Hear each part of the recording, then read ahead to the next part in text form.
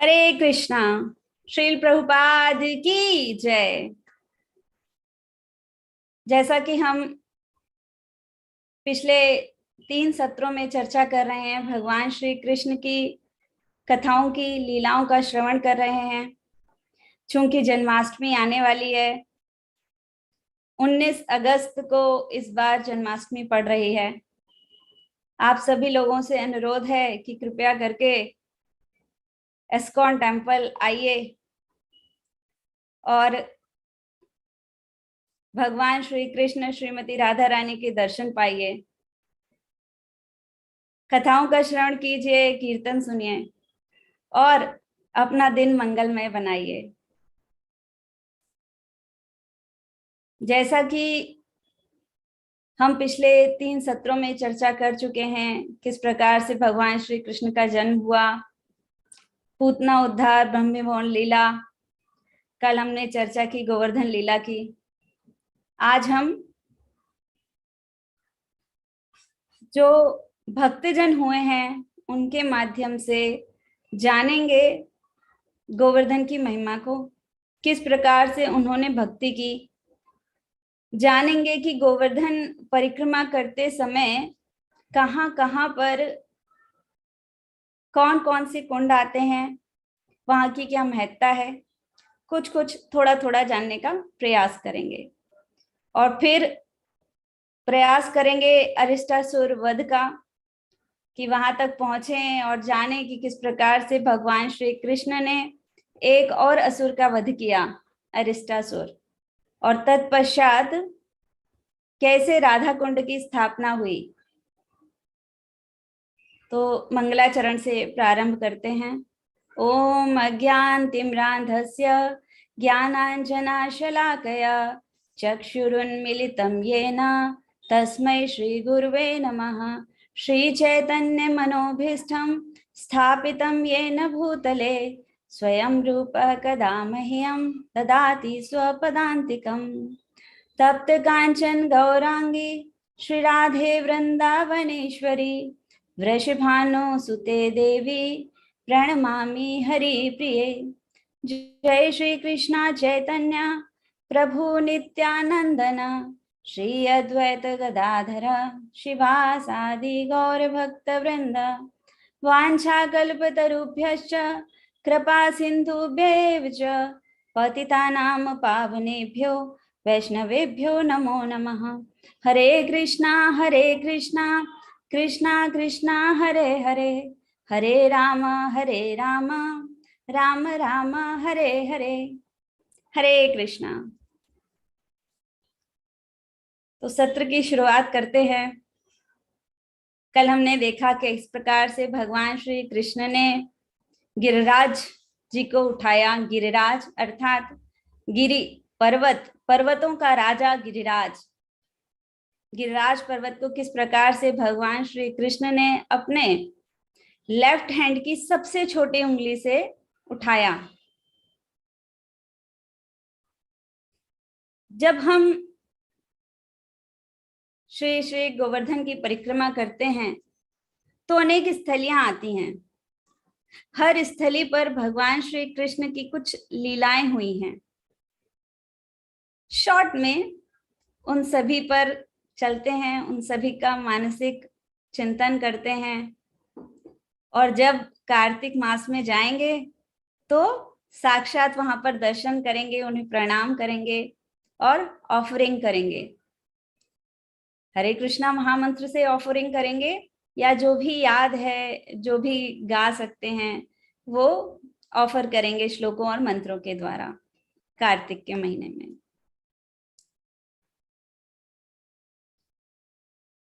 चैतन्य महाप्रभु भगवान श्री कृष्ण और श्रीमती राधा रानी के मिलित तनु स्वयं जब भक्त रूप में अवतार लिया इस धरा पे, चैतन्य महाप्रभु के रूप में, तो जगन्नाथपुरी की यात्रा के पश्चात वे वृंदावन आए। भगवान स्वयं अपनी ही लीला स्थलियों का दर्शन करने के लिए आए। तो कितनी महानता है उस लीला स्थलियों की जहां भगवान स्वयं ही आ रहे हैं दर्शन करने के लिए। तो भगवान चैतन्य महाप्रभु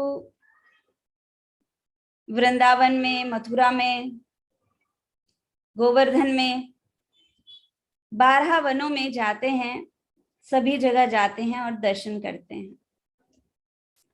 तो आज देखेंगे कि किस प्रकार से चैतन्य महाप्रभु ने भी दर्शन प्राप्त किया और जो संतजन हुए हैं, आचार्यगण हुए हैं और षट गोस्वामी जन, वे सभी गोवर्धन जाते थे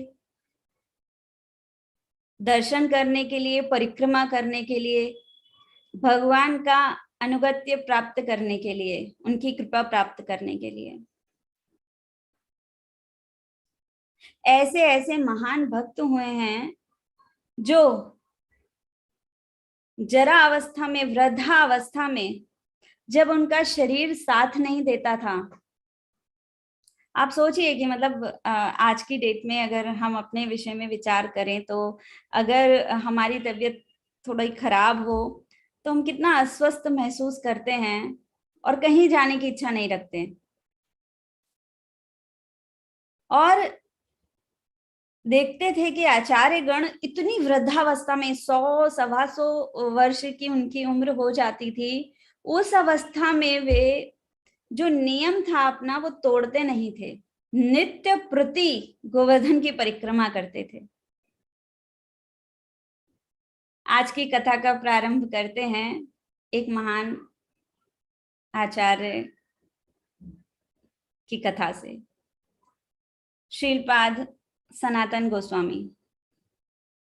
जब सनातन गोस्वामी बहुत वृद्ध हो गए थे, उनका नियम था नित्य प्रति वे परिक्रमा लगाया करते थे श्री श्री गोवर्धन की और अन्य स्थानों की।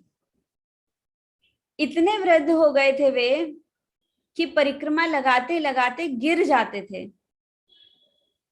आंखों से देखना बंद हो गया था, तो कभी पत्थर से टकरा जाते थे तो कभी किसी दीवार से टकरा जाते थे और गिर पड़ते थे। उन्होंने अपना नियम नहीं त्यागा। जिस नियम को वो फॉलो करते चल रहे थे कि नहीं मुझे जाना ही जाना है गोवर्धन, तो वो जाते ही थे कि गोवर्धन को कितना हृदय में उनके प्रेम था कि नहीं मुझे जाना ही है। अब गोवर्धन ने क्या दिया उनको। तो एक बार की बात है, सनातन गोस्वामी जा रहे थे, परिक्रमा कर रहे थे श्री श्री गोवर्धन की। चूंकि शारीरिक अवस्था अच्छी नहीं थी तो गिर गए सड़क पर, परिक्रमा मार्ग पर वे गिर गए और बहुत समय तक अचेता अवस्था में पड़े रहे। अब भगवान तो भक्त वत्सल हैं, कैसे छोड़ देते हैं। अब भगवान श्री कृष्ण स्वयं एक बाल रूप बना के उनके सामने आते हैं, सनातन गोस्वामी के सामने आते हैं और उन्हें उठाते हैं। बाबा उठो, बाबा उठो, जल का छींटा डालते हैं और उठाते हैं उनको। सनातन गोस्वामी को होश आता है, उठते हैं वे और देखते हैं एक सुंदर सा मुखड़ा। इतने सुंदर थे वो गोपाल जो गोप के रूप में उनके पास आए थे। अब वो कहते हैं कि आप रोज परिक्रमा लगाते हो, इतने बूढ़े हो चुके हो, क्या जरूरत है आपको परिक्रमा लगाने की। इतना बड़ा परिक्रमा मार्ग है, क्या आप इतने बूढ़े हो गए हो, आपको कोई आवश्यकता नहीं है परिक्रमा लगाने की, मत लगाया करो आप परिक्रमा। श्रीपाद सनातन गोस्वामी उनको कहते हैं कि परिक्रमा तो मैं रोज ही लगाऊंगा, भले ही मृत्यु आ जाए, मैं मर जाऊं, लेकिन परिक्रमा नहीं छोड़ूंगा। ये उनका फर्म डिसीजन था, मतलब इतने फर्म थे वो कि बिल्कुल हटे नहीं इस बात से। नहीं, परिक्रमा तो मैं लगाऊंगा ही, भले ही मैं गिर जाऊं, भले ही मुझे मृत्यु आ जाए, बोले मैं छोड़ ही नहीं सकता परिक्रमा को। बोले परिक्रमा छोड़ने की बात करते हो तो मैं कहता हूँ मृत्यु ही आ जाए मुझे, इतना भाव था उनको। तो फिर वो पूछते हैं सनातन गोस्वामी उस बालक से, बोले तुम हो कौन? बोले मुझे तो तुम कह रहे हो मैं रोज परिक्रमा लगाता हूं, मैंने तो तुम्हें आज तक नहीं देखा, तुम तो आज मुझे पहली बार दिख रहे हो, तुमने कब देख लिया मुझे कि मैं रोज परिक्रमा लगाता हूँ? तो उन्होंने कहा नहीं नहीं, मैं रोज आपको देखता हूँ, आप परिक्रमा लगाते हो। तब तक उन्होंने खोला नहीं था वेद कि मैं खुद स्वयं कृष्ण हूँ। अब ऐसा वार्तालाप चलता रहा, उधर सनातन गोस्वामी बोलते रहे कि नहीं नहीं मैं तो आऊंगा ही आऊंगा परिक्रमा करने के लिए, और उधर वो गोप ग्वाला कहते रहे आप क्या करोगे आके, अब तो वृद्धावस्था हो गई, अब आपने खूब भक्ति कर ली है, अब आप मत आया करो। सनातन गोस्वामी नहीं माने, और तत्पश्चात उन गोप को, उन भगवान श्री कृष्ण को, उन भक्त वत्सल श्री कृष्ण को पिघलना पड़ा। उन्होंने कहा ठीक है, मैं आपको एक शिला देता हूं, उस शिला पे मेरा चरण होगा, उस शिला की परिक्रमा आप कर लो 4 बार, तो आपकी गोवर्धन की परिक्रमा मानी जाएगी।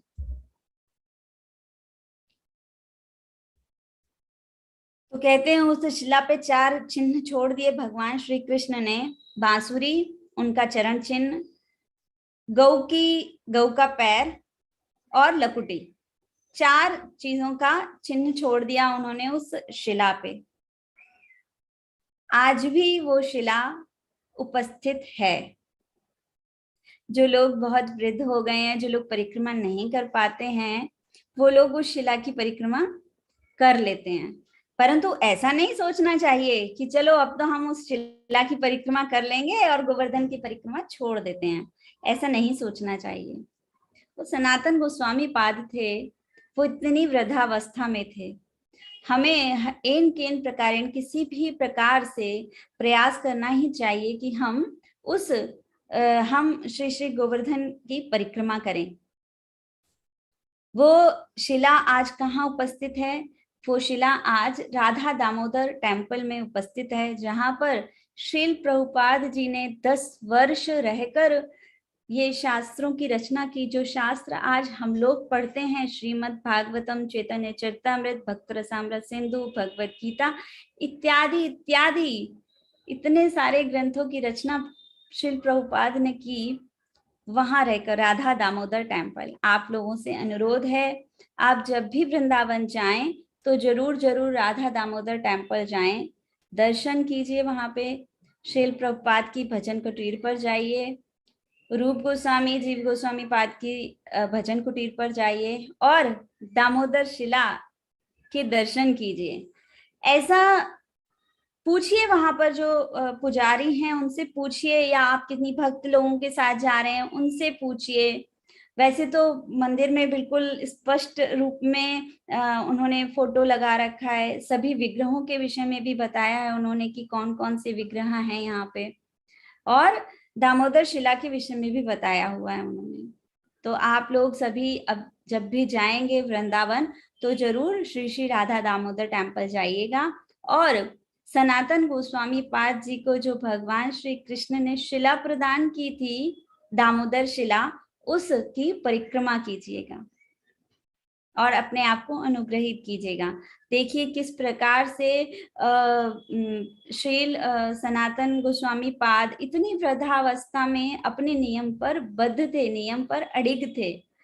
तो हमें इस बात का ध्यान रखना चाहिए कि हमें भी अपने नियमों पर बद्ध रहना चाहिए, हमें अपने नियम बनाने चाहिए कि हाँ हमें 16 माला करनी ही करनी है, अब कभी भी करें हम। वैसे तो सबसे अच्छा समय होता है ब्रह्म मुहूर्त।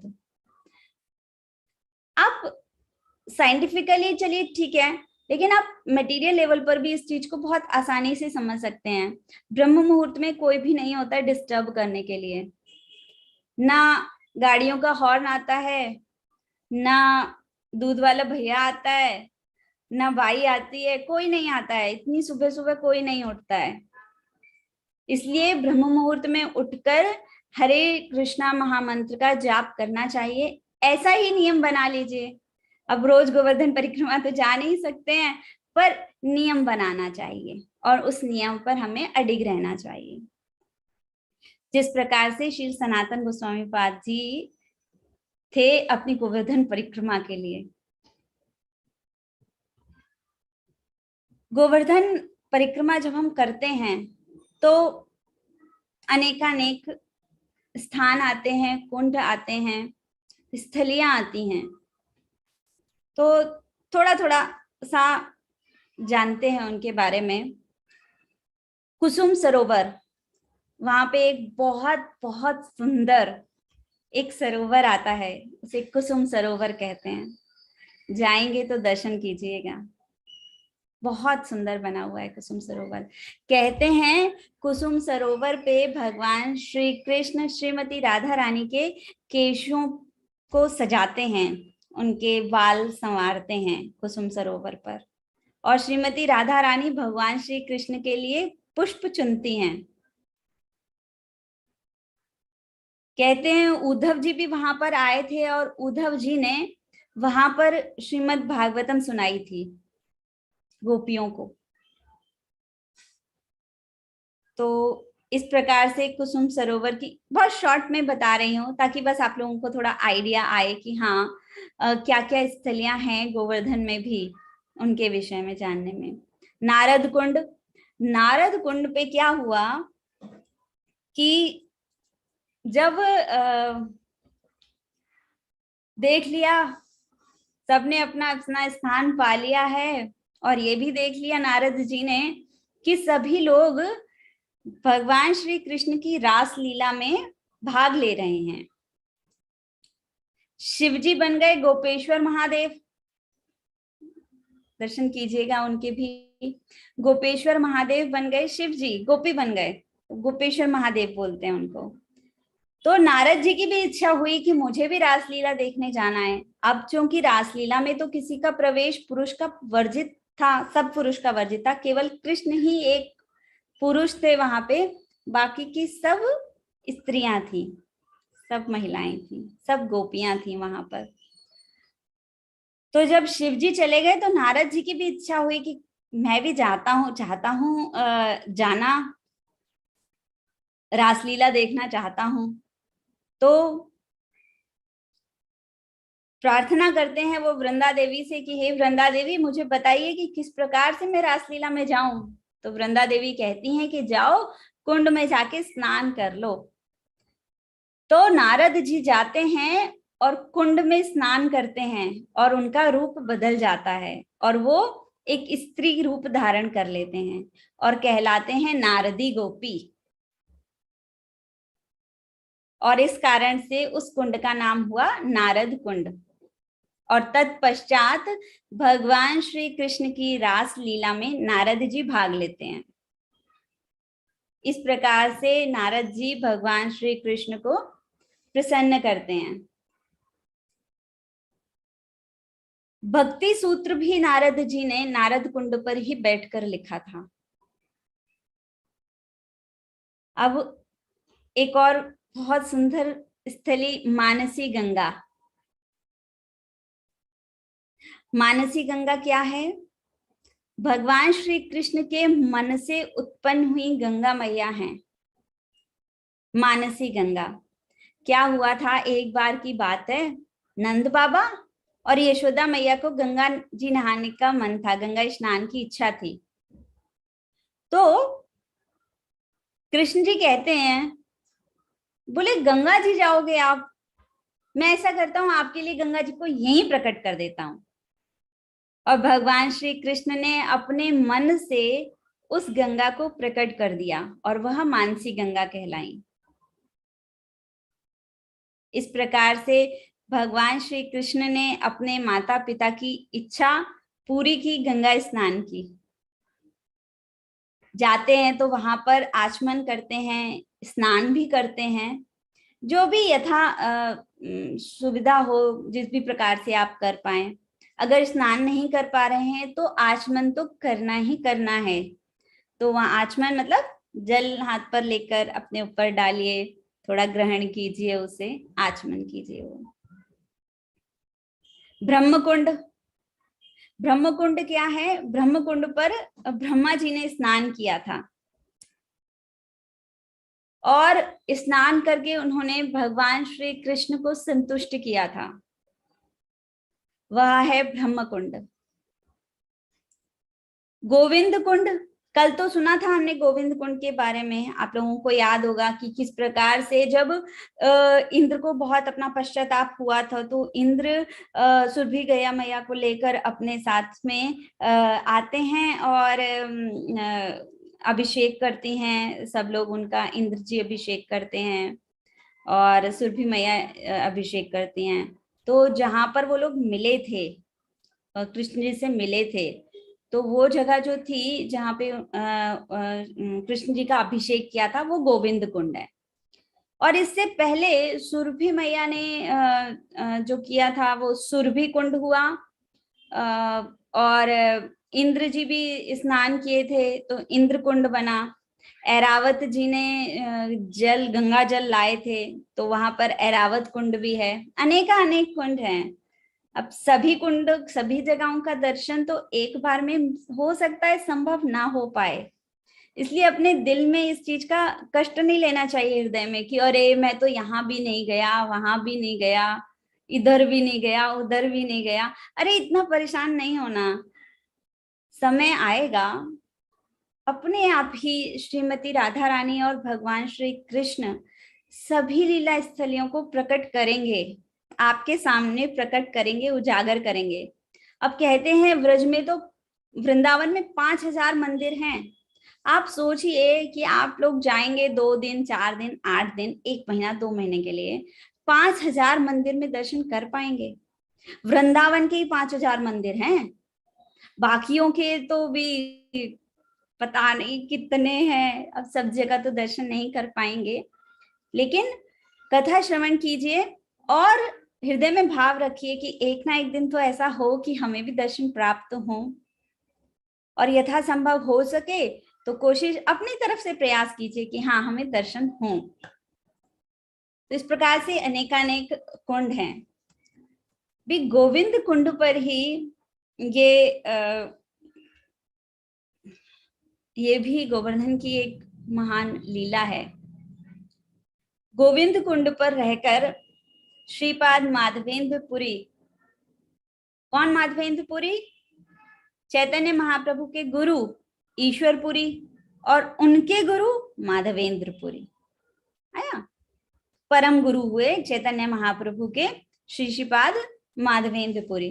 तो माधवेंद्र पुरी जो थे वो गोविंद कुंड पर रहकर भगवान श्री कृष्ण का ध्यान करते थे, चिंतन स्मरण हरिनाम किया करते थे। कभी कभी तो ऐसा हो जाता था कि वो मधुकरी के लिए भी नहीं जाते थे। मधुकरी मतलब भिक्षाटन। मधुमक्खी जो होती है ना, वो थोड़ा थोड़ा शहद लेती है ना हर फ्लावर से, तो थोड़ा थोड़ा लेती है। उसी प्रकार से मधुकरी अर्थात थोड़ा थोड़ा लेना, तो वो उसे मधुकरी कहते हैं।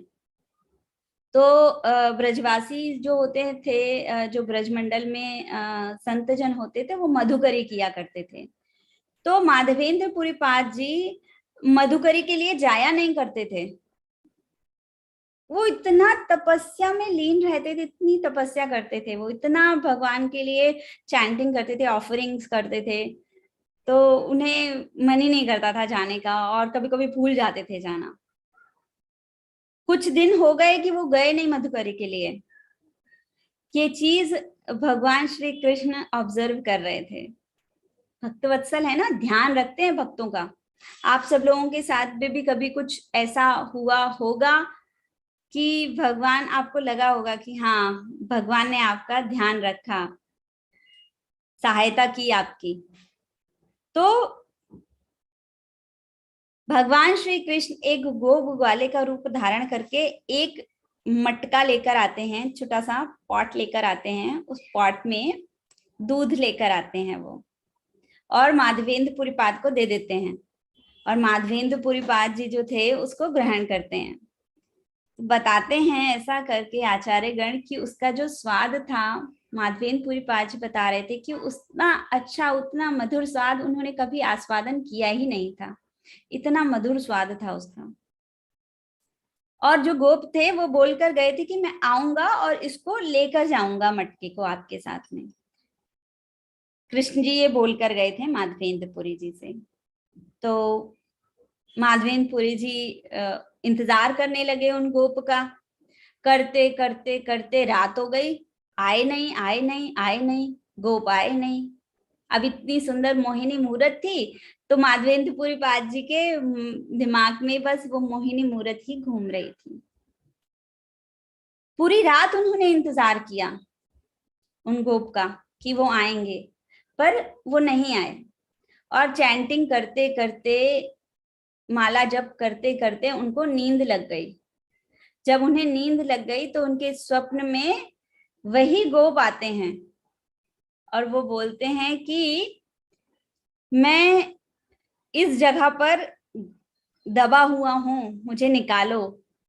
और वो उजागर करते हैं कि मैं स्वयं कृष्ण हूं।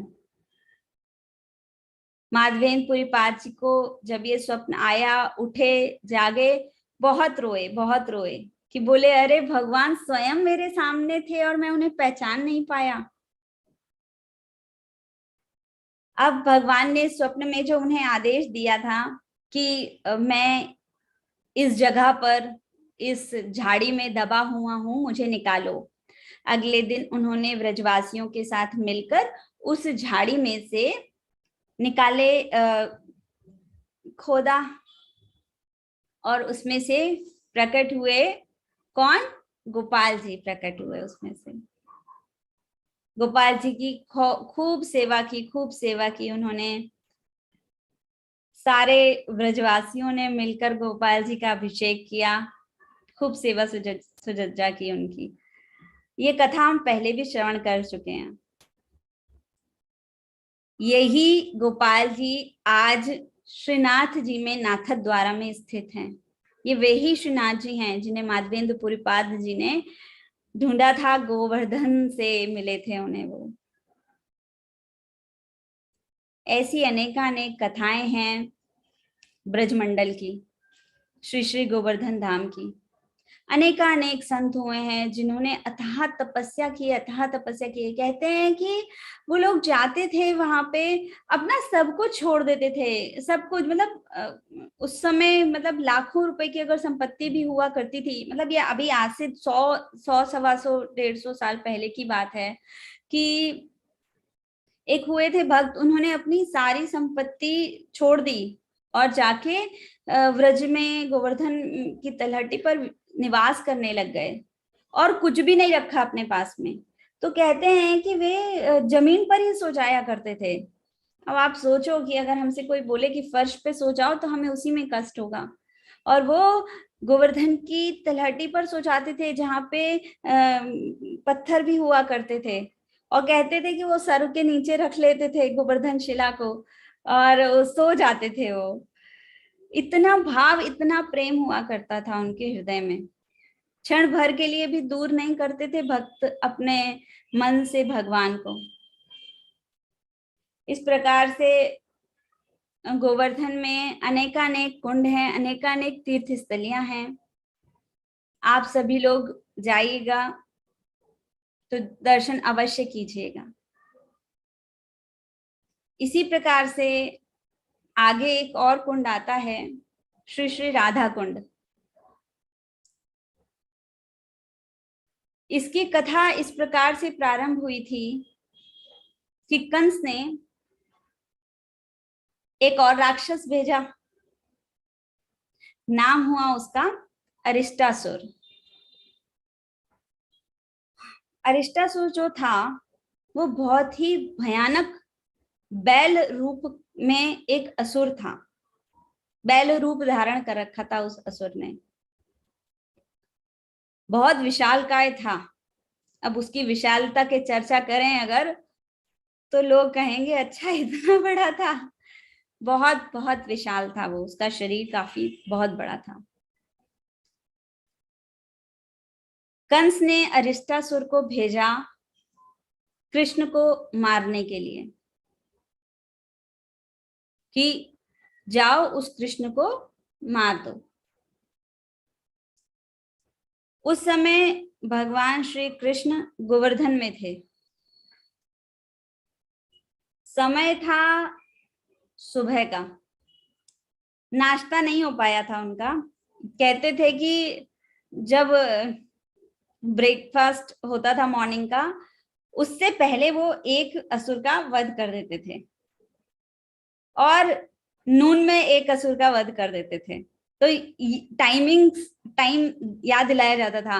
अब वध कर दिया है, अभी है ना लंच टाइम हो गया है, अब ब्रेकफास्ट टाइमिंग हो गया है, इस प्रकार से याद दिलाया जाता था उन्हें। तो सुबह का समय था, अरिष्टासुर आता है और सभी गोपाओं को डराता है। वो तेज से हुंकार भरता है।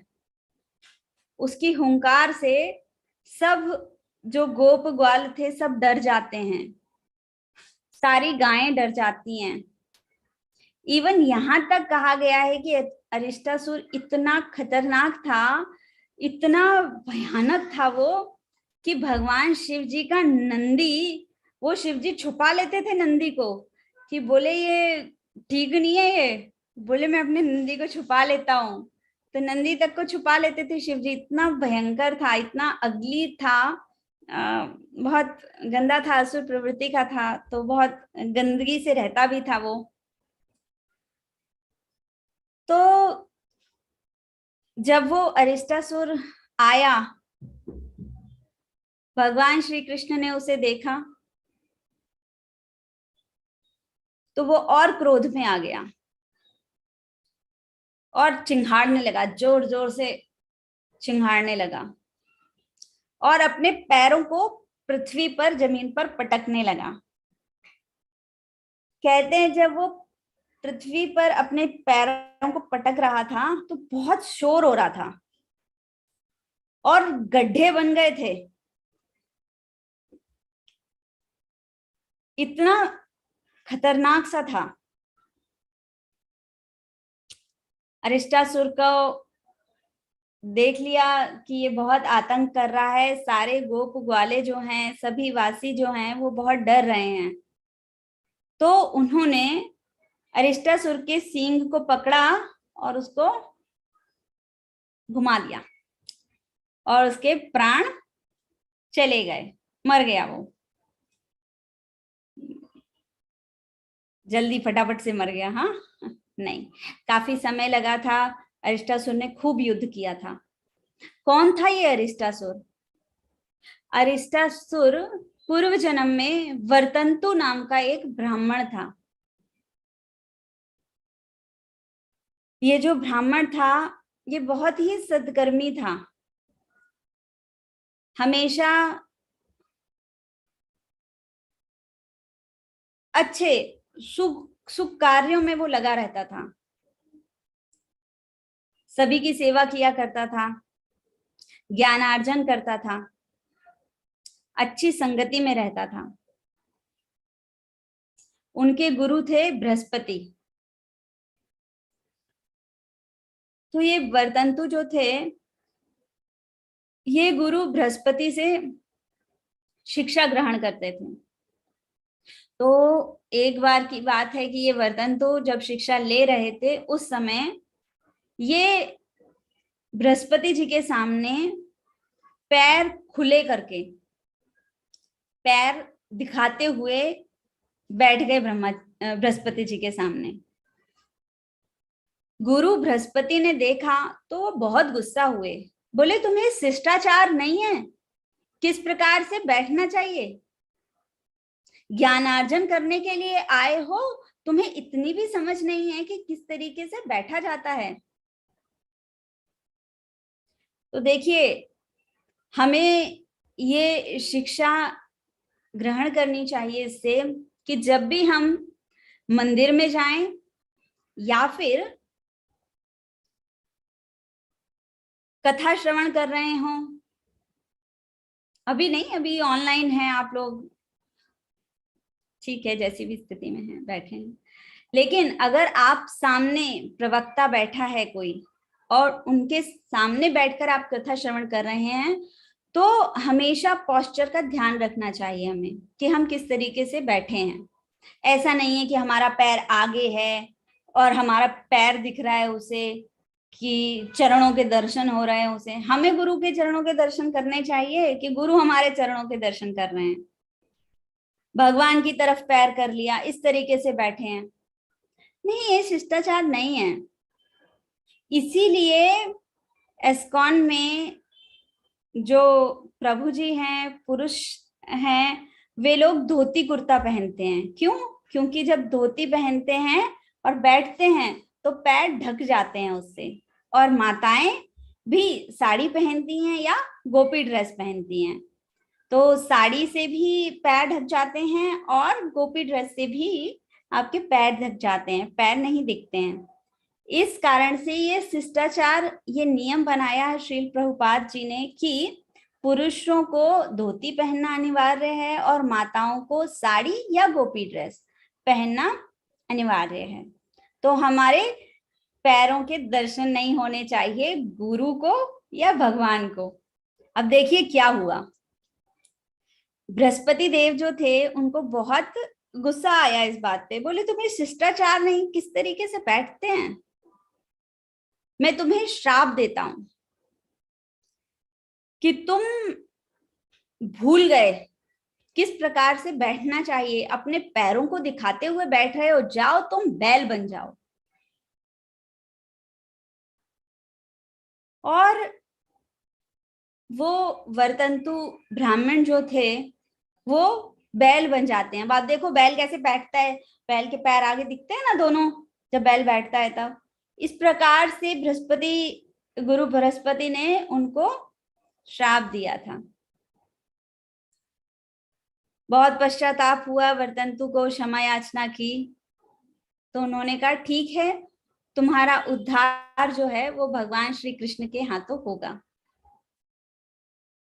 जब श्राप देते हैं कोई भी गुरुजन, आचार्य जन, नारद जी, ऋषिजन, दुर्वासा ऋषि, सभी कितने सारे हैं, सभी कोई भी अगर आप श्राप दे रहे हैं ना, तो उसके पीछे कोई ना कोई प्रॉफिट होता है। जानते हैं हम यमला अर्जुन की कथा को कि किस प्रकार से जो कुबेर जी के 2 पुत्र थे उनका उद्धार किया था, उद्धार हो गया था। नारद जी ने ऐसा उन्हें श्राप कम आशीर्वाद दिया था कि भगवान श्री कृष्ण के द्वारा उनकी मुक्ति हुई थी। अनेक कथाएं हैं जिसमें श्राप दिया, परंतु वो भविष्य में जाके फलीभूत हुआ और उन्हें मुक्ति प्राप्त हुई, अच्छी संगत प्राप्त हुई। इसी प्रकार से जो वर्तंतु था जिसको बैल बनने का श्राप मिला था गुरु बृहस्पति के द्वारा, यह हुआ द्वापर युग में। अब द्वापर युग में वो सामने आ गए थे, भगवान श्री कृष्ण ने उनको मार दिया।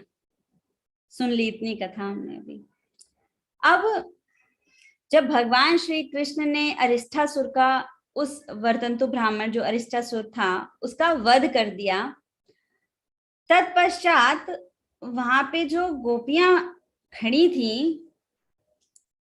वो कहती हैं कि कृष्ण हम तुमसे बात नहीं करेंगे, तुम तो अपराधी हो, तुमने गाय के रिलेटिव को मार दिया है। गाय के रिलेटिव है ना बैल। तो बोलती हैं श्रीमती राधा रानी कि तुम हमसे बात मत करो, हमको तुमसे बात नहीं करनी, तुमने तो बहुत बड़ा बड़ा अपराध कर दिया है, तुमने बैल को मार दिया है, तुम तो गौ हत्यारे हो। हम तुमसे बात करेंगे तो हमें भी गौ हत्या का पाप लग जाएगा, हम तुमसे बात ही नहीं करेंगे। इस प्रकार से गोपियों ने भगवान श्री कृष्ण को बोला। अब श्री कृष्ण कहते हैं मैंने तो तुम्हारी रक्षा की और तुम कह रही हो कि मुझे तो ये पाप लगेगा इसका।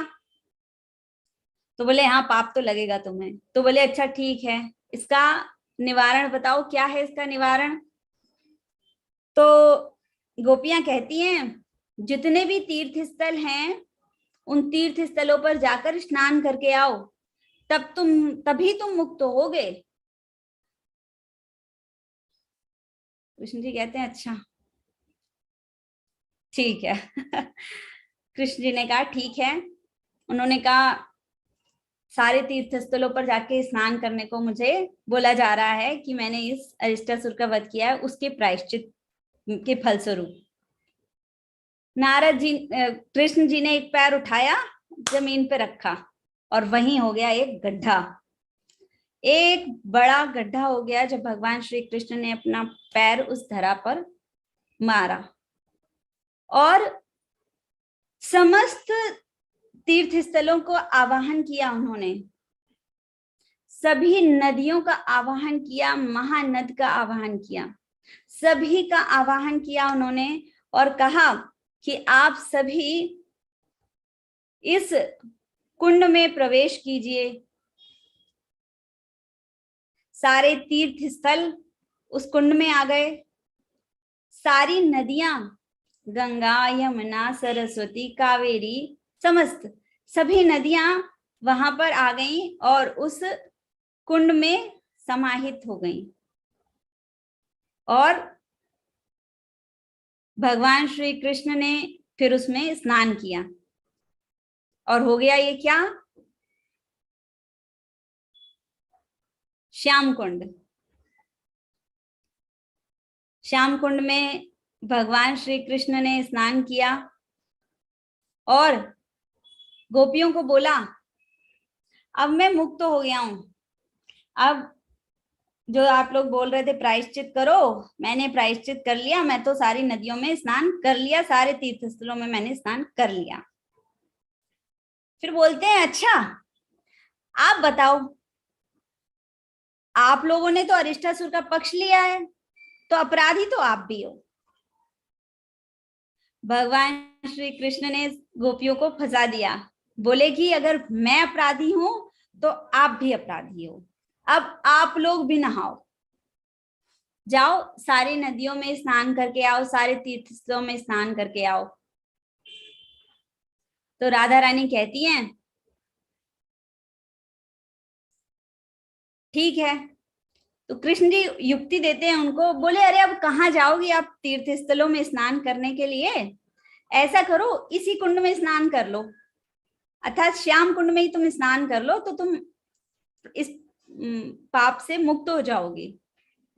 तो राधा रानी कहती हैं ऐसे कैसे, हम तो नहीं स्नान करेंगे, तुम्हारा पाप है इसमें। तो बोले हम नहीं स्नान करेंगे इस श्याम कुंड में, हम तो अपना एक अलग कुंड बनाएंगे।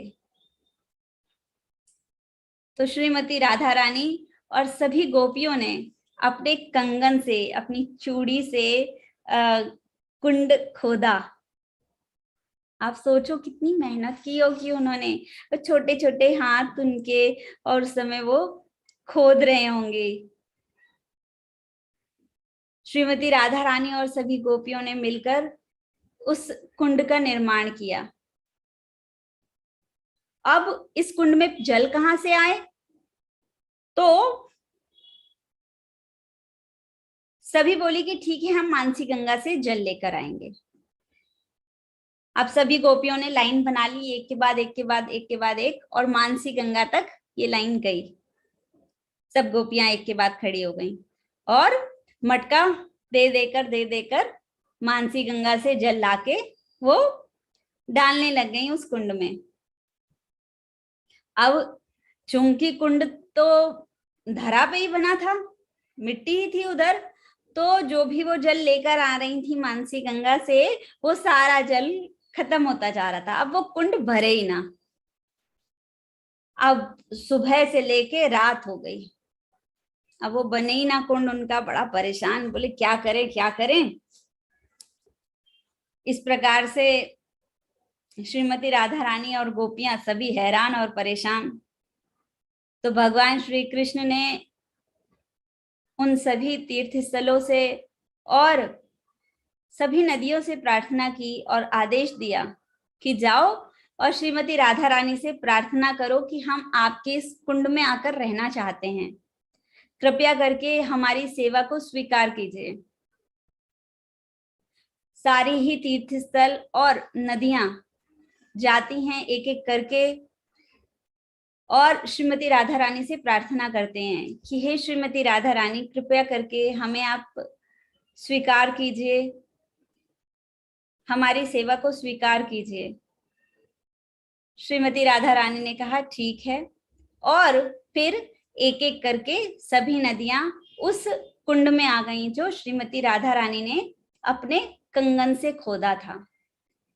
कंगन से खोदा था, इस कारण इस कुंड का नाम हुआ कंगन कुंड। और कंगन कुंड में फिर श्रीमती राधा रानी और समस्त गोपियों ने स्नान किया और कृष्ण जी भी आ गए और कृष्ण जी ने भी खूब स्नान किया वहां पर। और कृष्ण जी ने ये आशीर्वाद दिया कि आज से ये कुंड राधा कुंड के नाम से प्रसिद्ध होगा। श्याम कुंड से ज्यादा महत्व श्री श्री राधा कुंड का होगा। जो भी जन आएंगे राधा कुंड में स्नान करेंगे, वो अपने भौतिक कल्मशों से मुक्त हो जाएंगे और भगवान की भक्ति प्राप्त करेंगे। इस प्रकार से यह कुंड राधा कुंड हुआ। अब अनेकानेक आशीर्वाद के द्वारा इस कुंड का निर्माण हुआ और राधा कुंड कहलाया। कहते हैं कि श्रीमती राधा रानी और भगवान श्री कृष्ण आज भी नित्य नित्य काल से अभी तक और हमेशा राधा कुंड पे प्रतिदिन आते हैं।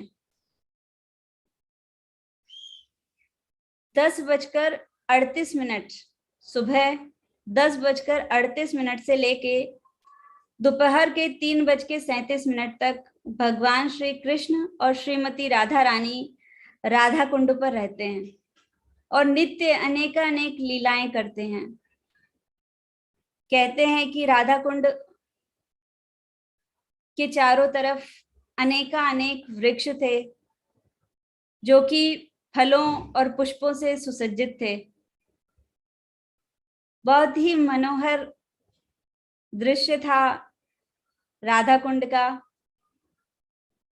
आज तो राधा कुंड का स्वरूप थोड़ा बदल गया है, पर जो भगवान श्री कृष्ण ने और श्रीमती राधा रानी ने द्वापर युग में राधा कुंड का आविर्भाव हुआ था, उस समय का और आध्यात्मिक लोक का जो राधा कुंड है, उसका जो रूप है वो पूरी तरीके से भिन्न है।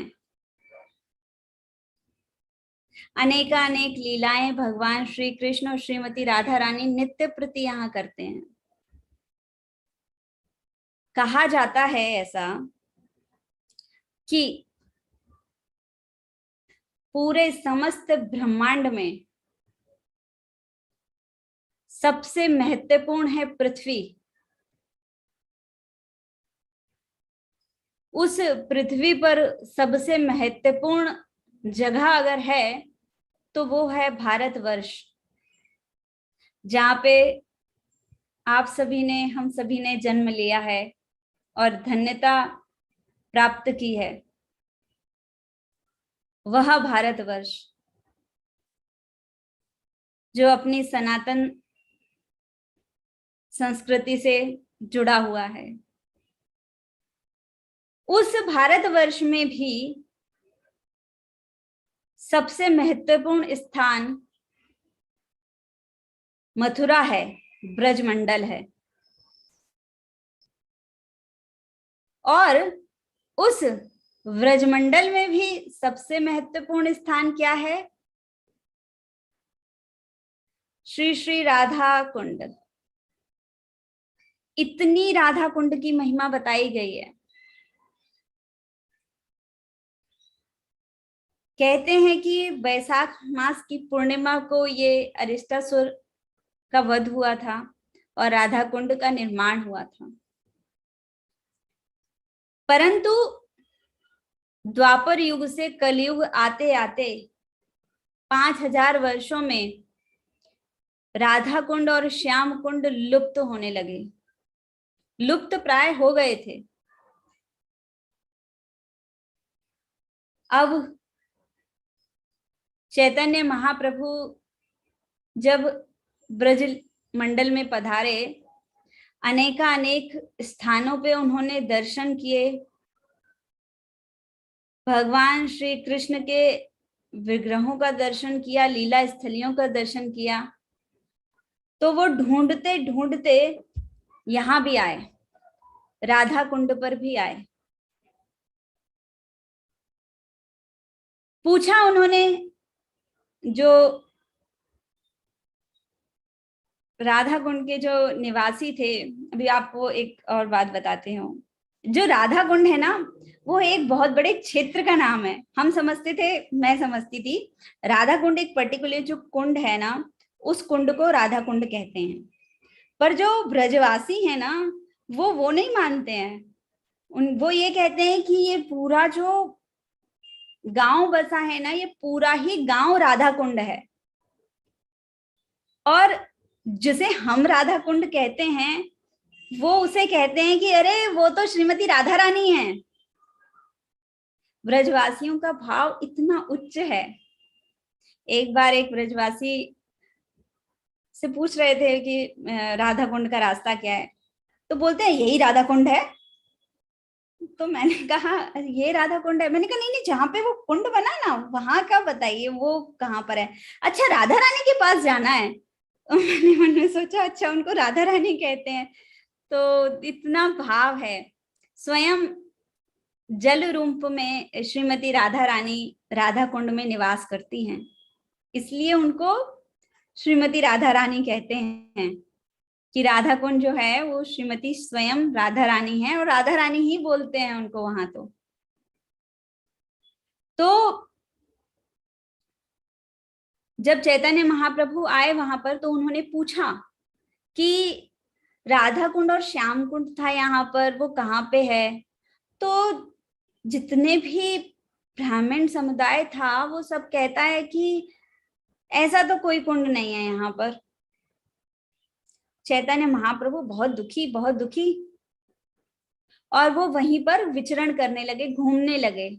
जिस स्थान पर होना चाहिए था राधा कुंड और श्याम कुंड को, भौगोलिक स्थिति के अनुसार वहीं पर वो विचरण कर रहे थे। तो उन्होंने पाया कि एक चावल के खेत में 2 छोटे छोटे कुंड हैं। अब चूंकि स्वयं साक्षात श्री चैतन्य महाप्रभु जो स्वयं भगवान हैं, अब उनसे तो कुछ चीज छुपी नहीं है, उन्हें तो वो पता होना ही होना है, उन्होंने ही बनाया है, उन्हीं का है।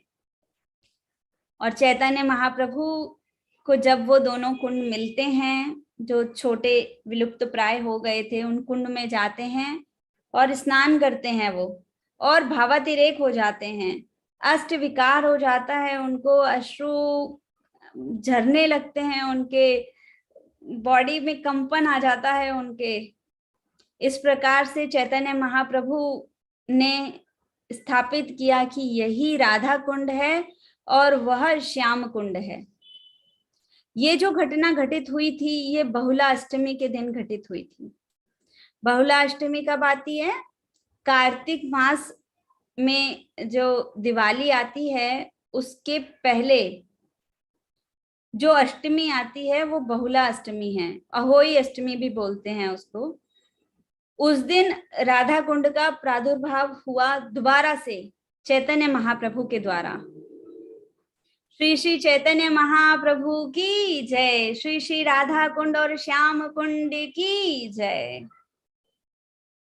इस प्रकार से श्री चैतन्य महाप्रभु ने बहुला अष्टमी के दिन राधा कुंड और श्याम कुंड को ढूंढा। अब ये तो हमें पता चल गया भाई, श्याम कुंड पृथ्वी पर सबसे राधा कुंड पृथ्वी पर सबसे महत्वपूर्ण स्थान बताया गया है। क्यों? उसका भी प्रश्न का उत्तर होना चाहिए ना, क्यों इतना महत्वपूर्ण बताया गया है? क्योंकि ऐसा कहा गया है कि वहां पर, उस स्थान पर श्रीमती राधा रानी और भगवान श्री कृष्ण की अनेक लीलाएं हुई हैं। उस स्थान पर सबसे ज्यादा भगवान श्री कृष्ण और श्रीमती राधा रानी एक साथ रहे हैं, इसलिए पृथ्वी पर उस स्थान को सबसे उच्च कोटि का बताया गया है, सबसे उत्तम बताया गया है। आप सभी लोग जब भी वृंदावन जाएं, गिरि गोवर्धन जाएं, तो जरूर जरूर राधा कुंड जाइएगा। राधा कुंड पर जाइएगा, प्रार्थनाएं कीजिएगा, श्रीमती राधा रानी के लिए अष्टक गाइएगा, हरिनाम सुनाइएगा श्रीमती राधा रानी को, क्योंकि श्रीमती राधा रानी को तो हरिनाम बहुत पसंद है ना। कैसे, क्यों? भगवान श्री कृष्ण उनके आराध्य, उनका नाम तो पसंद होगा ही होगा उन्हें। तो जब भी आप राधा कुंड पर जाइए, शांति से वहां पर कुछ मिनट बैठिए, लीलाओं का ध्यान कीजिए, श्रवण कीजिए और कुछ चैंटिंग, कुछ मंत्रास, कुछ श्लोकास उनको ऑफर कीजिए। और क्यों महत्वपूर्ण है ये? हम वैष्णवों के लिए क्यों महत्वपूर्ण है ये? क्योंकि यह वह स्थान है जहां पे हमारे गुरुजन, आचार्य जन बैठकर तपस्या किए हैं। श्री रूप गोस्वामी, सनातन गोस्वामी, रघुनाथ दास गोस्वामी, रघुनाथ भट्ट गोस्वामी, गोपाल भट्ट गोस्वामी, जीव गोस्वामी, अनेक आचार्य गणों ने यहाँ बैठकर तपस्या की है। इस स्थान को पवित्र बना दिया है उन्होंने, जो पवित्र तो था ही, और ग्लोरीफाई कर दिया उसको, और ग्लोरीफाई कर दिया उन्होंने। वह स्थान, जिस स्थान पर बैठ के स्वयं सभी आचार्यगण बैठे हैं, सभी आचार्यगण बैठे हैं, उन्होंने प्रार्थनाएं गाई हैं, हरिनाम किया है, वो स्थान तो हमारे लिए भी महत्वपूर्ण है ना। तो हमारे लिए भी राधा कुंड दो कारणों से और महत्वपूर्ण हुआ। एक तो ये कि श्रीमती राधा रानी और श्री कृष्ण को पसंद है, ये पृथ्वी का सबसे महत्वपूर्ण, ब्रह्मांड का सबसे महत्वपूर्ण स्थान है। श्रीमती राधा रानी और भगवान श्री कृष्ण का यह एक स्थल है जहां पे वे हर समय रहते हैं, समय आपको बताया। और तीसरा पॉइंट कि हमारे जो आचार्यगण हुए हैं, जिन पर हमारी गुरु परंपरा टिकी हुई है, उन सभी ने यहाँ पर बैठ के हरिनाम किया है, तपस्याएं की हैं। क्या कहा जाए उनकी तपस्याओं का, उन्होंने ऐसी ऐसी तपस्याएं की हैं, स्वयं भगवान आए हैं, स्वयं भगवान आए हैं।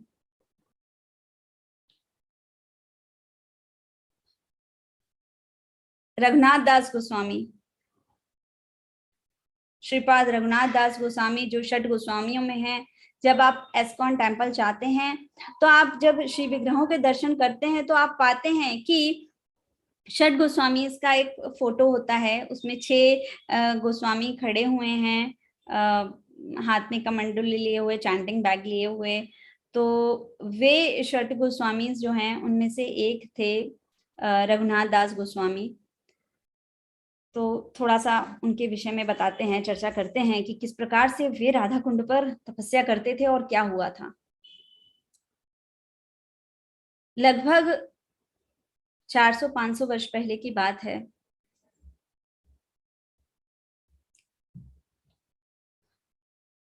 षट गोस्वामी बैठ के वहां पर भगवान श्री कृष्ण के लिए श्रीमती राधा रानी के लिए हरिनाम किया करते थे, सेवा किया करते थे वहां पर। एक बार की बात है कि एक बाघ और एक बाघिन, बाघ शेर शेरनी समझ लो, बाघ और बाघिन राधा कुंड पर आते हैं जल पीने के लिए। और रघुनाथ दास गोस्वामी उस समय अपनी तपस्या में रत थे, हरिनाम में रत थे, हरिनाम कर रहे थे वो।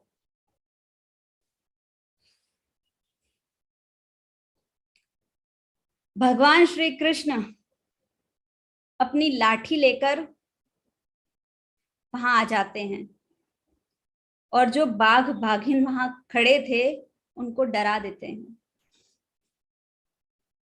वो बाघ बाघिन जो थे वो भगवान श्री कृष्ण को देखकर भाग जाते हैं। और रघुनाथ दास गोस्वामी जो उस समय तपस्या रत थे वो वहां पे उसी प्रकार से तपस्या करते रहे।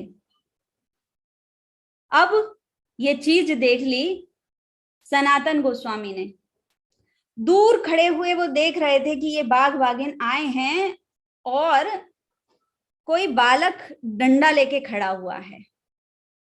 अब सनातन गोस्वामी की भक्ति, प्रकांड भक्ति उनकी, देखते ही समझ गए। बोले अरे ये तो कृष्ण हैं। अब कृष्ण भी वहां से टेढ़ी मुस्कान भरते हैं सनातन गोस्वामी की तरफ। और सनातन गोस्वामी तो दर्शन तो प्राप्त हुए सनातन गोस्वामी को भगवान श्री कृष्ण के। रघुनाथ दास गोस्वामी तो स्वामी रथ थे, तपस्या रथ थे, देख ना पाए वे। पर सनातन गोस्वामी ने देख लिया कि कृष्ण जी ने आकर रघुनाथ दास गोस्वामी की रक्षा की है। बहुत डांटा उन्होंने, बहुत डांटा। बोले तुम क्या कर रहे हो, ये भगवान से तुम सेवा ले रहे हो, तुम्हें शर्म नहीं आती है? भगवान से सेवा प्राप्त कर रहे हो तुम। बहुत गुस्सा किया उन्होंने। रघुनाथ दास गोस्वामी जी ने कहा ठीक है, मैं अगली बार से इस चीज का ध्यान रखूंगा। अब भक्त भक्ति की सीमा पार भूल गए। एक बार वापस से रघुनाथ दास गोस्वामी वहीं राधा कुंड पर बैठ के तपस्या रत थे, हरिनाम में रत थे। भयंकर गर्मी का समय, प्रचंड गर्मी। उत्तर प्रदेश की गर्मी और सर्दी दोनों ही देखने लायक है। ठंड इतनी अधिक कि पानी जम जाए और गर्मी इतनी अधिक कि हालत खराब। दोनों ही चीजें बहुत हाई है।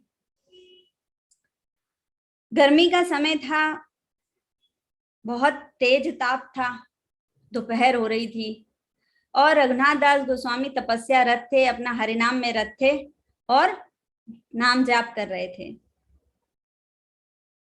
श्रीमती राधा रानी देखती हैं कि कितने भाव से रघुनाथ दास सेवा कर रहा है, ध्यान कर रहा है। अश्रु विसर्जन के साथ में रघुनाथ दास गोस्वामी उस समय भगवान का स्मरण कर रहे थे, चिंतन कर रहे थे। श्रीमती राधा रानी को रघुनाथ दास जी को देखकर बहुत कष्ट हुआ और उन्होंने सोचा कि इतनी गर्मी है तो ये ऐसे बैठा है, लाओ मैं अपनी चुन्नी से उसे छांव दे देती हूँ रघुनाथ दास गोस्वामी को। तो श्रीमती राधा रानी ने अपनी चुन्नी निकाली और रघुनाथ दास जी के ऊपर डाल दी। ऐसे पकड़ के खड़ी हो गई वो चुन्नी।